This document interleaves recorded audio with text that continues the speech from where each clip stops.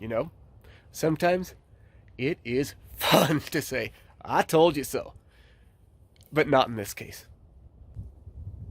Welcome to Courage and the Constitution. I'm just a guy digging behind the headlines to get to the nuggets of truth. I'm tired of the rhetoric and the propaganda. I'm being lied to by the media. I just want to know what's going on in the world. So let's do this. Do you remember, if you've been watching back in one of my videos, I was making the argument as to whether or not the government can actually disarm Americans without actually taking away the Second Amendment? The argument I made was yes, and I gave a lot of reasons why. Well, one of those reasons why was because of the way they're changing the culture and the way the culture thinks, especially with the young people growing up in this culture. Millennial people having children and so forth, what these people are like, and then what their kids are like in the middle of this culture war, and the way that things that are not bad are actually being demonized for the greater purpose of what the government really wants. Well, in the village of Hampstead, New York, they are doing, and they have authorized, and the schools are on board, and all the government there is on board of doing a gun buyback. Oh, no, this is not a normal gun buyback.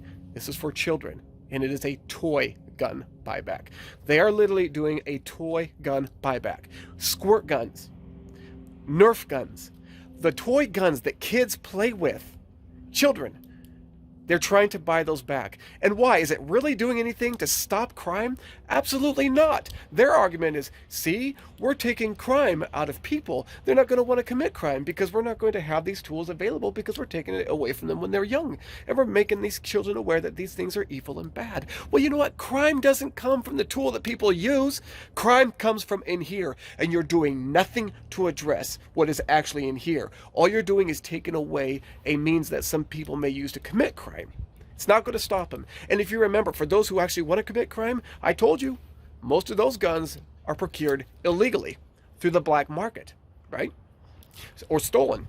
So this is doing nothing. All this is a culture war to try to get people to villainize and hate guns. So, and that is exactly one of the points I made, is what they're trying to do with kids. And now we see it playing out. I hate to say I told you so on this one. I hate it. Because what that really means and what that translates into is our rights being stripped more and more and more. And for those of us that have been in this fight for a while, it's not getting any easier. And we can't let up now. These people are insidious and they are evil. And they do not care about you. The only thing they care about is empowering themselves. And that means disarming the people.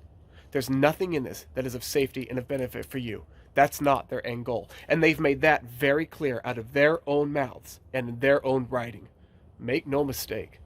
What do you think? I want to hear your thoughts on this. Do you think this is a good idea? Do you think this is a great way to train children to, hey, let's try not to be violent and love each other? And you think it's effective? Or do you think it's something different? Or do you think it's even for a different purpose and a greater purpose? Tell me what you think. But like, subscribe, and share this video.